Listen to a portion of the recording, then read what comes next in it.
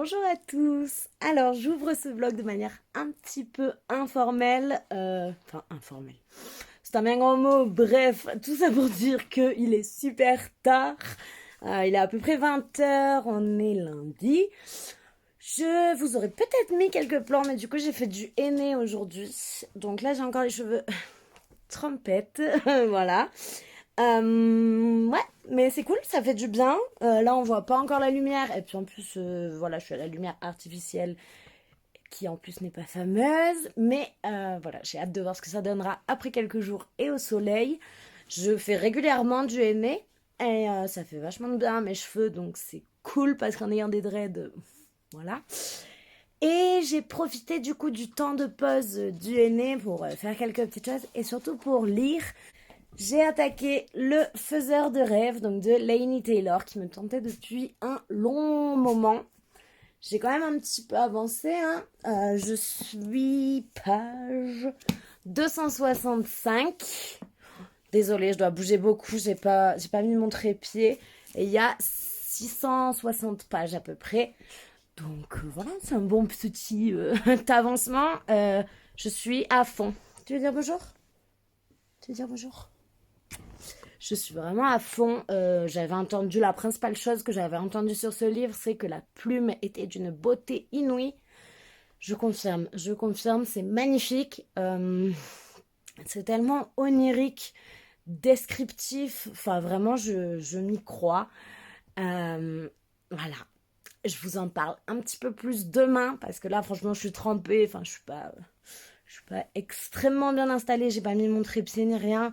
Je vais juste vous prendre vite fait. Je vous en parle plus demain, mais en tout cas, voilà, sachez que pour le moment, c'est une tuerie et que ça faisait longtemps que j'avais pas lu une plume aussi onirique et belle en fantasy. Je pense que l'auteur à qui cette plume la dernière fois appartenait, cette phrase ne veut rien dire. Je pense que la dernière fois que j'ai pu ressentir ça avec une plume dans de la fantasy, c'est avec la plume de Vincent Tassi, qui est vraiment un auteur que j'admire.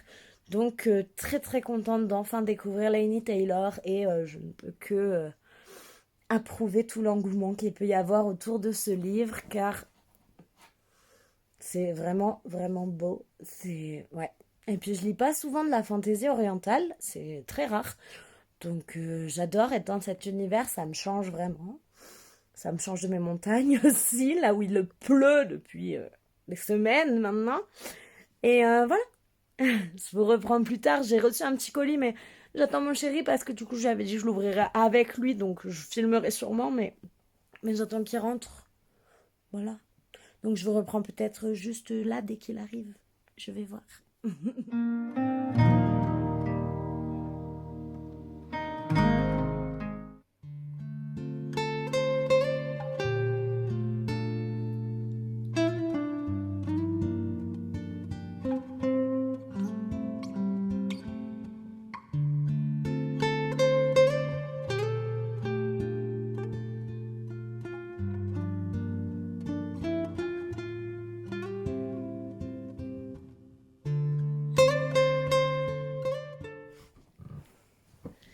Bonjour à tous, on est mardi, il est à environ midi. Je vous ai pas repris hier soir pour faire donc l'unboxing dont je vous parlais, mais on va le faire juste après. Je vais le faire dans l'autre sens en fait, enfin sans ma tête. Je me rends compte que hier je ne vous ai pas dit de quoi parler Le Faiseur de rêves pour ceux qui ne connaissent pas. Donc c'est de la fantaisie orientale. On va suivre en fait l'histoire d'une ville qui regorge de merveilles, qui était très célèbre, dont de nombreuses caravanes arrivaient avec voilà, des richesses, des objets, des choses, il y avait des créatures magiques. Et en fait, un jour, cette ville a disparu de toutes les mémoires. Les caravanes se sont arrêtées et, encore pire, il y a eu un jour où le nom de cette ville a disparu, a été volé, plus personne ne s'en souvenait. Et ça a beaucoup heurté en fait Laszlo, qui est notre héros, donc on suit son point de vue, qui lui, à 5 ans, était déjà un petit peu fasciné par cette ville mystique, magique, et qui tout à coup s'est vu perdre ce nom, se le faire enlever en fait, littéralement. Et ça l'a beaucoup marqué. Il n'a jamais cessé de faire des recherches sur ce mystère, sur cette ville. Et des années plus tard, il est donc bibliothécaire dans une grande bibliothèque. Il n'a jamais cessé de faire des recherches grâce aux nombreux livres qu'il a pu trouver sur cette cité, en fait, qui du coup a pris le nom de Désolation. Le nom de la cité a été remplacé pour tout le monde par Désolation. Et tout va changer le jour où, d'un coup, des personnes de cette ville mystérieuse vont arriver avec une délégation pour recruter certaines personnes et les amener dans cette ville que personne, qu'aucun étranger n'a jamais visité. Donc voilà pour le pitch un petit peu global. J'ai continué un petit peu de lire après hier soir, mais pas énormément. Et vraiment, waouh, je pense que je vais le finir là, dès que j'ai posé la caméra, parce que c'est vraiment génial. La plume est sublime. La traduction est vraiment bien réalisée parce que c'est magnifique. Donc voilà, je vous en donne des nouvelles dès que je l'ai fini, ce qui devrait arriver aujourd'hui. Et je passe de l'autre côté pour vous faire le petit unboxing. Alors du coup, j'ai déjà pré-ouvert le premier carton parce que je ne savais pas ce que c'était. Et j'ai pas ouvert la suite, donc c'est l'Octonumi. C'est en fait un livre de fantasy qui est très mystérieux, dont on ne sait pas grand-chose, mais dont j'ai entendu de très bons échos. Ça va être une saga. Pour l'instant, il y a seulement ce volume qui est sorti. Et je vais vous montrer ça tout de suite. Donc, il y a marqué « Every book is a new beginning ». Donc, chaque livre est un nouveau départ. « A chance to learn ». Expand, grow, une chance d'apprendre, de grandir, d'agrandir son horizon en fait, une nouvelle vision, une nouvelle perspective. Soyez sûrs d'embrasser la nouveauté. Bienvenue à l'Octonumi. Donc c'est très mystérieux. Donc, dans le carton, on a une pochette comme ceci, tout en noir et doré, avec une petite carte. Alors, oups, hop, voilà.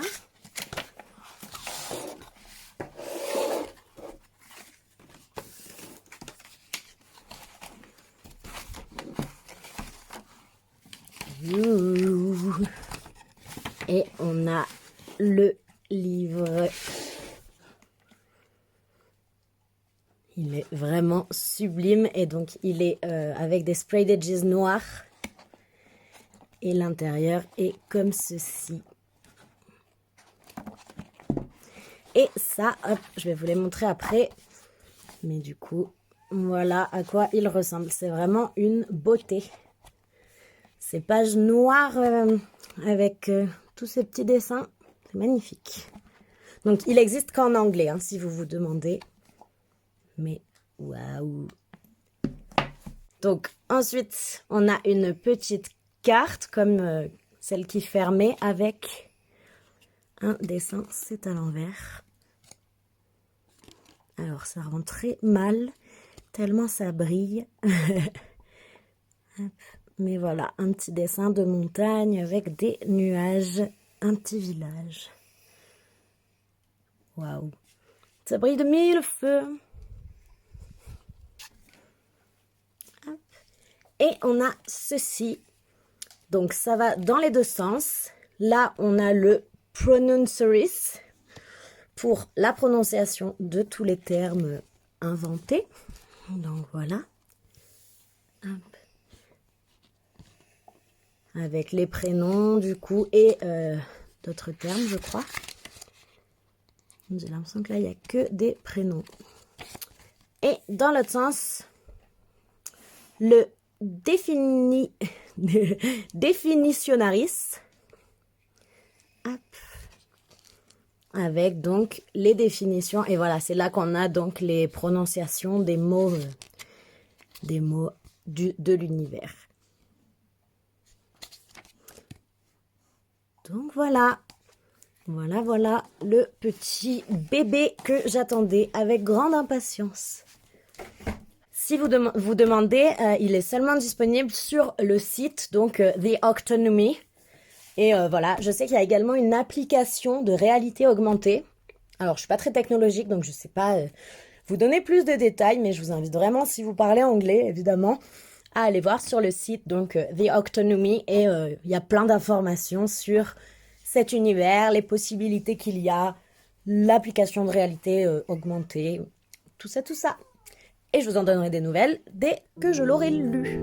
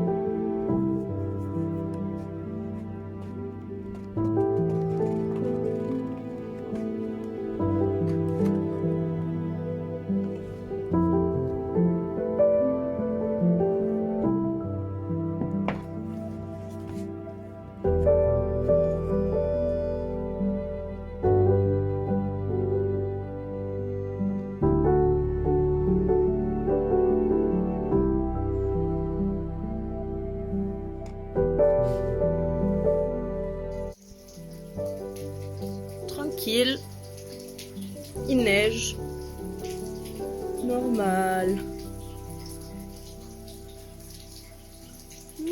normal. On est le 11 mai et il neige. Voilà, on est content.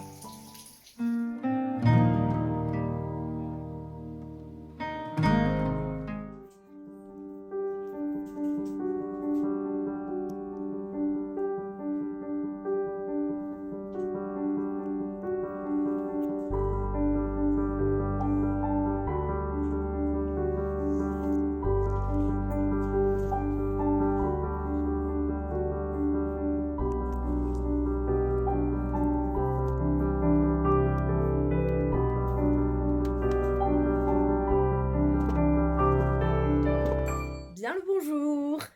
Ça fait un bon petit moment que je vous ai pas pris. La dernière fois que j'ai filmé, je crois que c'était mardi dans la journée. Et on est vendredi fin d'après-midi. Donc voilà, je vous ai pas pris pendant 2 jours. J'avais des amis. J'ai vu des gens, j'ai fait des choses. Bref, j'ai pas sorti la caméra. Mais j'ai quand même lu, acheté des trucs. Bref, je vais vous montrer tout ça. La dernière fois que j'ai fait un update pour ce vlog, j'étais en train de lire Le Faiseur de rêves. J'avais pas mal avancé, mais je n'avais pas encore fini. Je l'ai fini dans la journée mardi, mais j'ai pas repris la caméra. Voilà.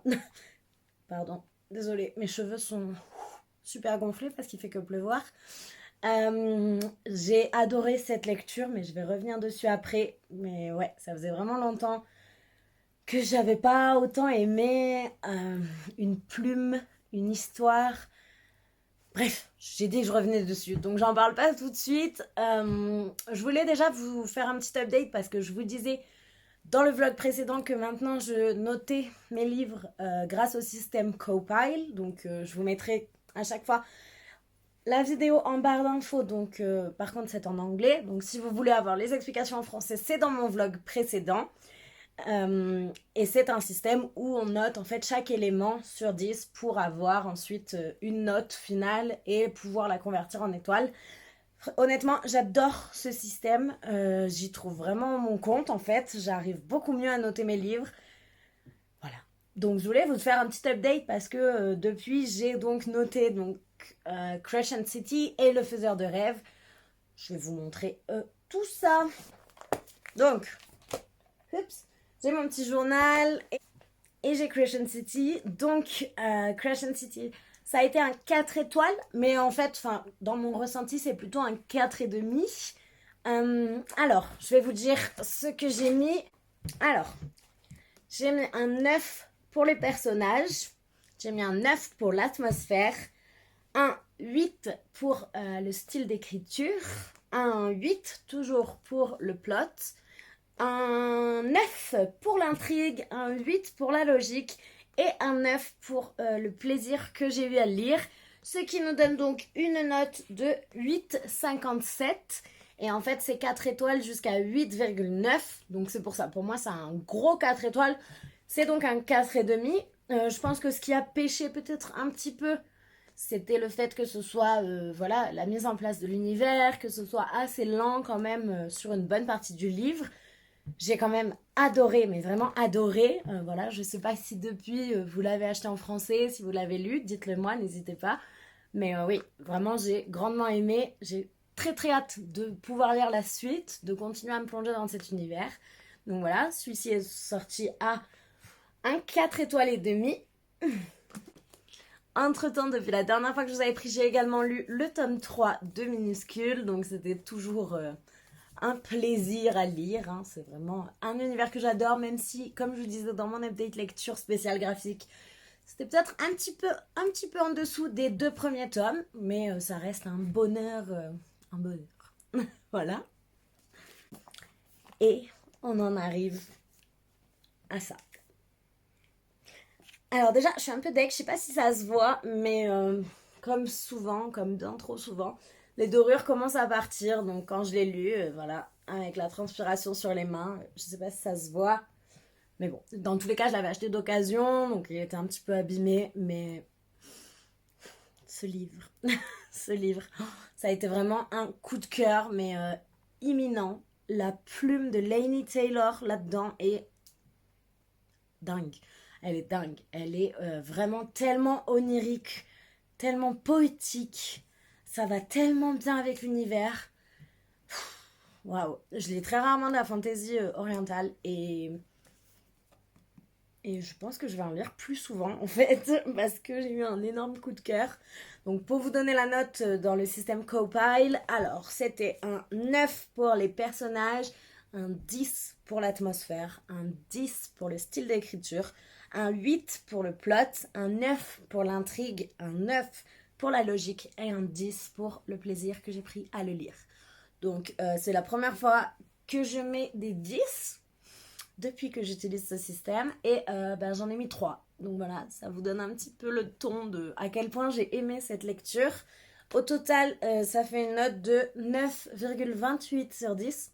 Donc c'est énorme, c'est un 5 étoiles direct.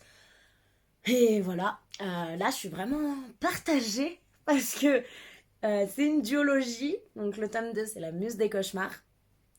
Donc il n'y a que 2 livres. La fin de ce livre me donne envie de me jeter sur le tome 2. Mais en même temps, j'ai envie de le garder, je l'ai pas, hein, mais de le garder pour plus tard, de l'économiser un petit peu en fait, de pas... Parce qu'après, il n'y en a plus. Après, il n'y en a plus. Alors voilà, là, je suis vraiment... je sais pas.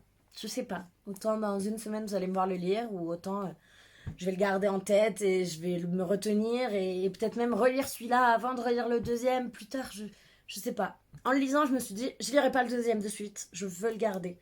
Je veux avoir ça pour, voilà, pour faire passer du temps et savoir que j'aurai un bijou comme ça qui m'attend. Et en fait, je suis arrivée à la fin et la fin, ça a fait pouh. Et vraiment, à la fin, on finit sur quand même un petit cliffhanger. Hein, et du coup, je me suis dit, non, mais je vais le lire. Donc je sais pas encore, mais en tout cas c'est un chef-d'œuvre, vraiment. Pour moi le mot qui lui convient, c'est vraiment le mot chef-d'œuvre. Et, et voilà, lisez-le, lisez-le, lisez-le, c'est beau, c'est magnifique. L'histoire est superbe. Ce côté magico, onirico, fantastico, c'est génial. La plume convient tellement bien à l'univers, convient tellement bien au personnage. J'ai noté au moins, je sais pas moi, 20, 30 citations peut-être. Et limite, j'aurais pu noter toutes les citations de tout le livre, tellement chaque phrase est belle. Le travail de traduction est donc superbe parce que c'est un vrai plaisir à lire. C'est. Voilà. Voilà. Tous les superlatifs du monde sont dans mon avis pour ce livre. Et du coup, en finissant le faiseur de rêves, j'ai attaqué The Assassin's Blade. Donc c'est les petites nouvelles sur l'univers de Throne of Glass, donc Keleana en français. C'est la première fois que je le lis en VO, que je lis un livre en fait, de l'univers Throne of Glass en VO. Et je savais que en français c'était Keleana, mais en anglais c'est Selena. Mais ça fait bizarre hein, quand même quand on le lit du coup, même si on le sait. Quand on le lit, c'est vraiment bizarre. Voilà. Pourquoi est-ce que c'est pas le même prénom en français? Parce qu'on est français, qu'on aime bien changer les choses. Je sais pas pourquoi. Il n'y a qu'en France hein, qu'elle s'appelle Keleana, sinon c'est Selena. Mais voilà. J'aime bien. Je suis contente de retrouver Keleana. C'est chouette parce que c'est des nouvelles, donc je peux en lire une, je peux en lire une deuxième.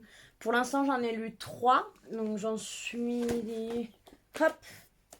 Je pense que c'est à peu près la moitié. Voilà. Donc j'ai lu 3 nouvelles, une qui était très courte et deux qui étaient un petit peu plus longues. J'aime vraiment bien. C'est intéressant de voir donc Keleana avant toute l'histoire de Throne of Glass parce que ça se passe avant. Donc quand elle était avec les assassins, avec Robin Amell, avec Sam, on voit sa relation se construire avec Sam, on voit pas mal de choses, voilà, son comportement, on peut se rendre compte à quel point entre ces nouvelles et les livres, les vrais livres, à quel point elle a pu quand même changer, comme peut-être son séjour à Andovier et ses expériences dans ces nouvelles ont pu la faire évoluer, la faire changer. C'est très intéressant et du coup je m'amuse. Je les traduis pour mon chéri pour qu'il puisse les lire parce qu'il ne lit pas l'anglais et il aimerait bien les lire et vu que c'est pas prévu pour le moment que ce soit traduit, du coup voilà, ça fait un petit moment que j'ai pas traduit de choses mais voilà, je le traduis pour lui. Donc pour l'instant j'ai traduit seulement 3 chapitres hein, de la première nouvelle, c'est quand même long à faire, mais au moins il pourra les lire et moi ça m'entraîne à traduire encore, voilà. Donc, je vous en donnerai des nouvelles quand j'aurai avancé. Pour l'instant, il y a évidemment des nouvelles auxquelles... Bref, pour l'instant, il y a quand même des nouvelles que j'ai préférées à d'autres. J'ai beaucoup aimé la première. La deuxième était très courte. Et voilà, il n'y avait pas forcément beaucoup d'action. Et là, la troisième que j'ai lue, je l'ai beaucoup aimée. Donc, je vous en donne des nouvelles. Je pense le finir peut-être aujourd'hui. Ou demain, je sais pas, parce que j'ai encore des amis qui arrivent à la maison. Donc, j'ai pas beaucoup de temps pour lire. Mais voilà. Donc, tout ça, c'était pour mes lectures, pour mes notes, tout ça. Et mercredi, je suis également descendue à la ville, au village. Et je suis passée à la ressourcerie. Donc, c'est voilà, un magasin d'occasion où il y a des livres. Et j'ai pas eu trop de temps parce que j'y étais quand ça allait fermer, j'y allais pas du tout pour ça, mais évidemment quand il y a 2 titres qui m'ont sauté au visage et du coup je les ai pris. Le premier c'est celui-ci, donc c'est La plus que vive de l'un et l'autre. Je crois que l'un et l'autre ça doit être une collection peut-être, je sais pas, bref, je vais pas vous dire ce que c'est parce que je n'en sais rien. Mais en tout cas, je sais que c'est Christian Bobin et c'est un auteur qui a une place très particulière dans mon cœur. C'est un auteur dont j'admire vraiment la plume. Je la trouve tellement belle. C'est... Voilà. Donc, je sais pas de quoi ça parle. Je veux pas le savoir. Je sais juste que j'adore les livres de Christian Bobin et j'adore son écriture. Si vous ne connaissez pas, je vous le conseille vivement. C'est un auteur français qui n'est pas connu au point auquel il devrait l'être. C'est ça la formulation? Je sais pas. Bref, il se devrait d'être beaucoup plus connu parce que c'est vraiment beau. C'est vraiment beau ce qu'il écrit. La puissance de ses mots est fabuleuse. Voilà. Désolée si vous entendez mes chiens aboyer, mais voilà. Et ensuite, j'ai bien rigolé parce que vraiment il y a pas mal de rayonnage là-bas et je regardais pas forcément, je passais un peu les yeux mais sans chercher. Et d'un coup, il y a quelque chose qui m'a... Voilà, je l'ai vu. Et c'est ça. Donc c'est le livre des ombres, donc sorti de l'univers de Charmed. Et si vous avez suivi mes autres vlogs, vous savez que avec mon chéri, on re-regarde toutes les saisons de Charmed. On a bientôt fini la 3e saison. Et voilà, c'est un petit peu... je vais vous montrer. Hop.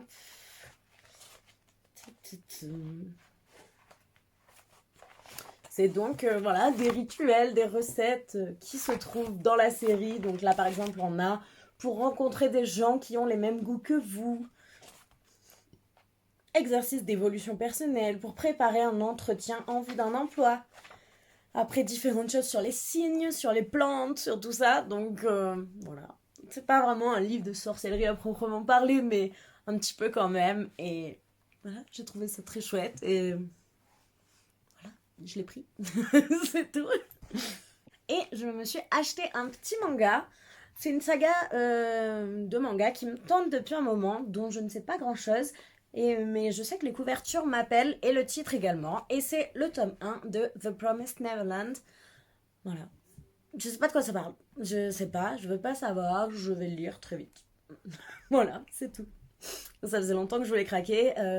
J'osais pas trop parce que j'ai pas envie de lire des sagas de manga qui ont déjà beaucoup de tomes. Je sais qu'il y en a pas mal déjà dans celle-là.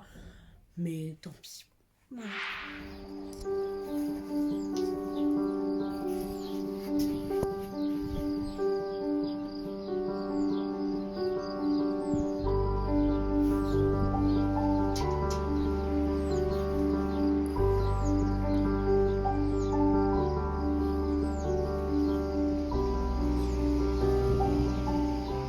Ensuite, je voulais vous montrer une réception que du coup j'avais commandée à ma librairie, qui n'est pas un livre, mais qui est quelque chose que j'attendais depuis très très très longtemps.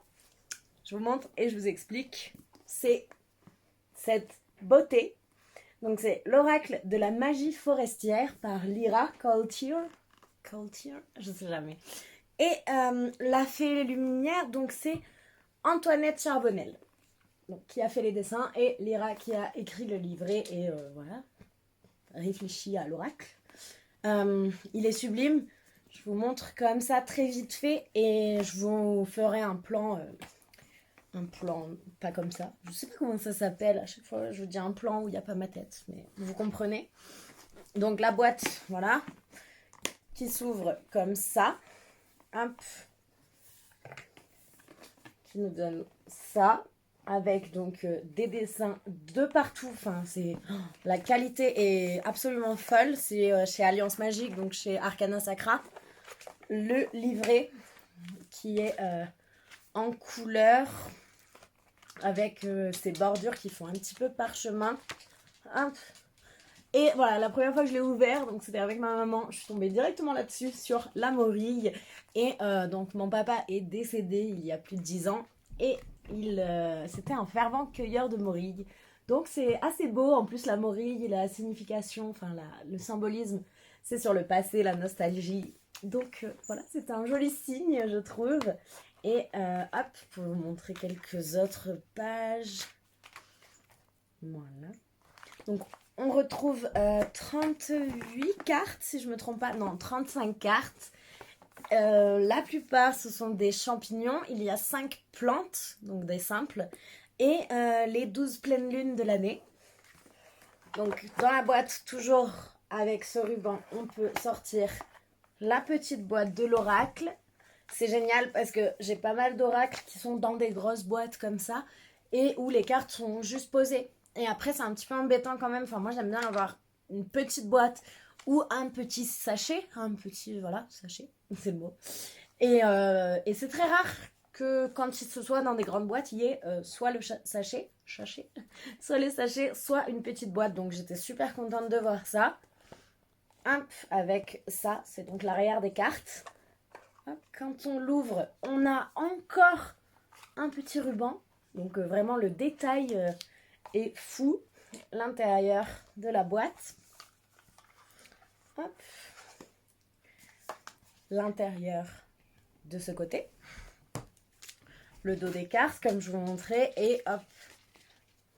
Voilà. Pour vous montrer à peu près. Hop. Hop.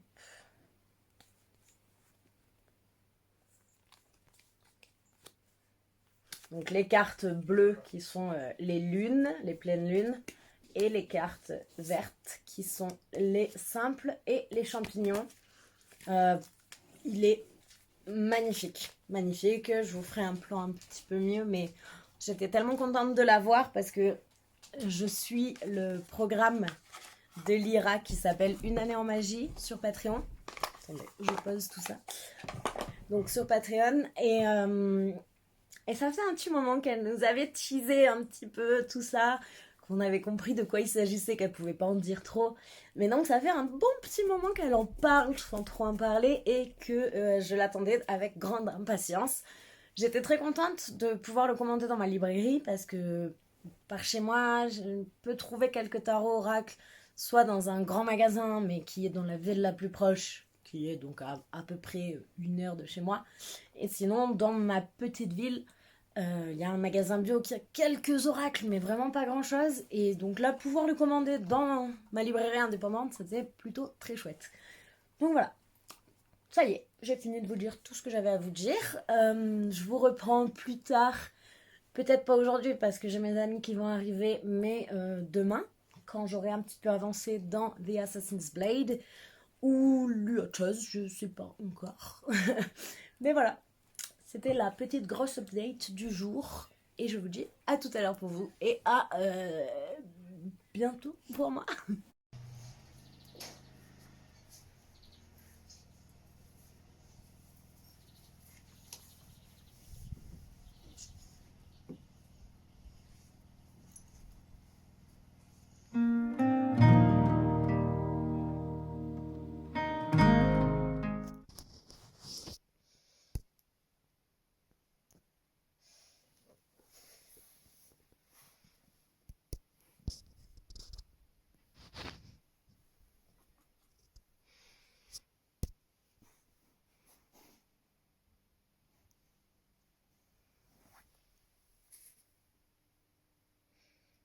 Et coucou, on est samedi, début d'après-midi. Je profite parce que du coup mes amis et mon chéri sont partis donc là pour l'après-midi. Donc j'en profite pour pouvoir filmer un petit peu parce que non, j'arrive pas à filmer devant des gens. Et puis même ils savent pas parler doucement. Donc dans tous les cas voilà, je peux pas filmer quand ils sont là. J'ai pas non plus beaucoup lu, j'ai un tout petit peu avancé hier soir dans la 4e nouvelle de The Assassin's Blade, mais j'ai pas fini. Donc je vais voir cet après-midi, j'ai quand même pas mal de choses à faire, donc je sais pas si j'aurai le temps d'avancer vraiment dans ma lecture ou si je pourrais juste lire quelques pages. Dans tous les cas, je vous dirai. Je vais surtout cet après-midi un petit peu me concentrer sur le livre qu'on étudie donc dans le club de lecture dans lequel je suis, le club de lecture sorcier de Lisbeth Nemandi. Tout sera dans la description. Et on étudie un ouvrage qui m'intéresse énormément, c'est Itinéraire païen. Je vais vous le montrer. Donc du coup, oui, je vous disais, c'est Itinéraire païen, donc par Alaric Albertson, et aux éditions Danae. Il est vraiment super intéressant. Je trouve vraiment les propos très bien imagés. Je trouve que ça change de certains livres parlant de sorcellerie, de paganisme. Mais là, j'ai fait pas mal de choses et du coup, ça fait 2 semaines que j'ai pas suivi les podcasts et que j'ai pas avancé dans ma lecture. Donc là, ça va être mon but aujourd'hui, profiter un petit peu, que je sois tranquille et qu'il fasse un temps toujours aussi pourri pour pouvoir lire. Parce que voilà, les seins de glace sont passés, mais on ne dirait pas. On ne dirait pas. Et moi, je vais attendre quand même encore avant de planter. Je sais que j'ai un voisin là qui a mis des fleurs sur sa jardinière du balcon et c'était déjà trop tôt parce qu'elles ont eu super froid et elles ont pas très très bien vécu ça. Donc du coup j'attends encore un petit peu parce que là honnêtement je crois que les maximales annoncées pour la semaine c'est 7 degrés. Voilà. Donc la semaine prochaine, ils annoncent un petit peu plus vers les 13-14 degrés. Donc voilà. Mais voilà, j'en profite, c'est parfait pour que j'avance sur ça, que je rattrape un petit peu les podcasts, que je puisse faire ma prise de notes. Du coup, j'ai également reçu ce petit colis. Alors, je sais exactement ce que c'est. Déjà parce que je l'ai commandé et que je m'en rappelle, évidemment. Mais surtout parce que l'enveloppe noire comme ceci, c'est la marque de fabrique de ce que je vais avoir là. Je vais vous montrer ça. Hop. Alors, je l'ouvre. Mais d'habitude, les enveloppes sont plus petites. Mais elles sont quand même noires. Allez.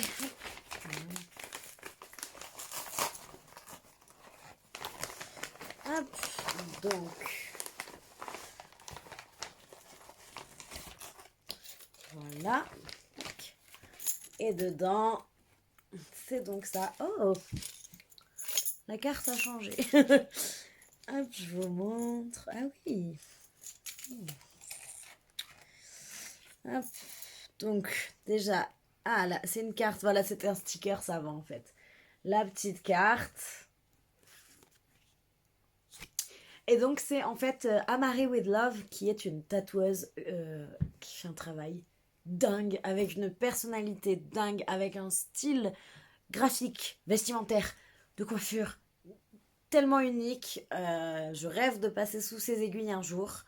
Il faut prévoir bien à l'avance parce que je crois qu'il faut réserver peut-être presque 2 ans à l'avance, plus de 2 ans à l'avance, quelque chose dans le genre. Et pour l'instant, j'ai pas réussi à assez me projeter pour savoir à quel moment je pourrais réserver et réussir à mettre les sous d'avance de côté, hein, évidemment. Donc pour l'instant, j'en rêve juste, mais je sais que je passerai sous ses aiguilles, c'est sûr. C'est vraiment un but dans ma vie. Et si vous avez regardé mes autres vidéos, vous avez peut-être remarqué que je porte très souvent ce genre de boucle d'oreille. Je ne sais pas si vous la voyez. Hop. J'en ai vraiment beaucoup. J'en ai vraiment beaucoup, beaucoup. Et je ne cesse d'en acheter pour encore ma petite collection parce que vraiment, je porte quasiment que ça. Et j'adore ces boucles d'oreilles. Bref, je vais peut-être vous les montrer. Hop. Donc celle-ci, c'était dans une ancienne matière, un petit peu plastique. Et elle a depuis changé de matière. Hop. Et depuis, c'est en métal. Donc là, c'est des petites araignées. J'espère que vous voyez bien. Hop. Voilà. Et j'adore ce fermoir en fait. Hop. Vous voyez. Et c'est parfait parce que ça me permet de les mettre par-dessus mes plugs. Et pas par en dessous parce que souvent ça finit par me couper sinon. Si c'est un petit peu lourd les boucles d'oreilles, le fait que ça appuie sur mon lobe, ça me coupe. Donc c'est parfait. Elles sont magnifiques. Voilà. Donc c'était ma petite réception du jour. Si vous ne connaissez pas cet artiste, honnêtement allez jeter un coup d'œil. Je vous assure que ça vaut le coup. Allez, je vais me lancer du coup dans mon petit avancement pour le club de lecture et je vous reprends peut-être après ou peut-être pas. Hop, je me suis dit que j'allais vous montrer vite fait ma petite collection de boucles d'oreilles Amarée with Love. Donc voilà, il y a 9 paires je crois. 1, 2, 3, oui c'est ça, 9 paires. Et hop, je vous les montre. Alors, elles sont très brillantes. Donc, il y a pas mal de reflets. Mais voilà.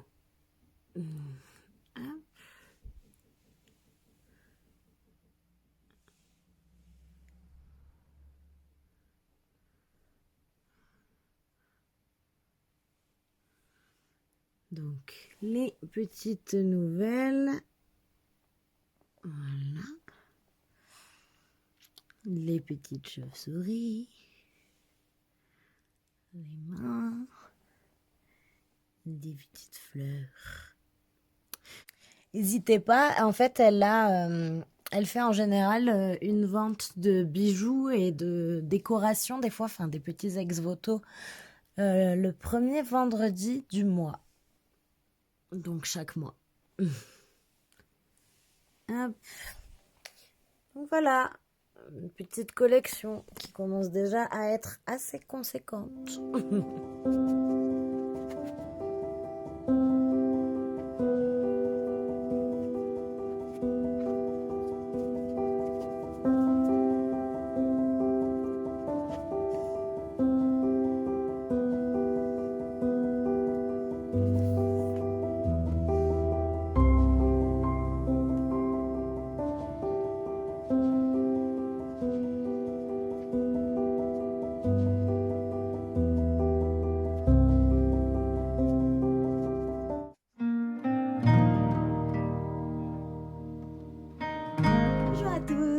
est dimanche, je viens vous prendre pour conclure ce vlog et vous faire un petit update parce que donc j'ai fini The Assassin's Blade. Donc le voici. C'était plutôt chouette, je suis contente de l'avoir lu. Je ne pense pas que ce soit forcément nécessaire de le lire, ça fait un petit plus parce qu'on a une confirmation qu'on n'a pas dans les premiers tomes, en tout cas dans les 3 tomes que j'ai lus de Keleana. C'est assez intéressant également pour voir comment Keleana, j'ai du mal à dire Keleana maintenant que j'ai lu en anglais, mais comment Keleana a évolué entre cette période où elle était avec Arobin Hamel et les assassins et après son séjour à Andovier. On voit à quel point ça lui a peut-être un petit peu remis les idées en place. Et si vous trouvez qu'elle est insupportable dans le tome 1, alors ne lisez peut-être pas ça parce qu'elle est vraiment insupportable. Elle est vraiment plus que sûre d'elle. Elle est très arrogante. C'est elle la meilleure et c'est comme ça. Mais c'est super intéressant justement de voir ça, de voir comment à 16 ans elle était comme ça. Et comment, déjà à la fin du roman, enfin à la fin de ce recueil de nouvelles, la dernière nouvelle, on sent déjà que c'est plus la même que dans la première nouvelle qu'on a pu lire. C'était bien intéressant. Je suis quand même très contente de l'avoir lu. Voilà, j'espère quand même qu'il sera traduit en français parce que c'est quand même un plus, je pense. Voilà. Et du coup, vu que j'ai fini ça, j'ai attaqué le tome 2 de l'Épouvantaire. Je vous en parlerai, pas dans ce vlog, visible clairement, hein, non. Je vous en parlerai pas dans ce vlog, mais dans celui de la semaine prochaine. Voilà, je suis très contente de retrouver Tom, de retrouver l'Épouvanteur et de les suivre dans cette nouvelle petite aventure. Donc voilà qui conclut le vlog de cette semaine. J'espère comme d'habitude qu'il vous a plu, même si je n'ai pas filmé tous les jours. Mais bon, si je vais être constante et avoir un vlog par semaine pendant tout le mois de la fantasy, je m'accorde quelques petits jours où je ne filme peut-être pas. Donc voilà, vous entendez sûrement mon chat. Donc voilà, je vous souhaite une bonne journée. N'hésitez pas comme d'habitude à vous abonner, à mettre un petit pouce bleu, partager sur les réseaux et à discuter avec moi dans les commentaires. Allez, à la semaine prochaine!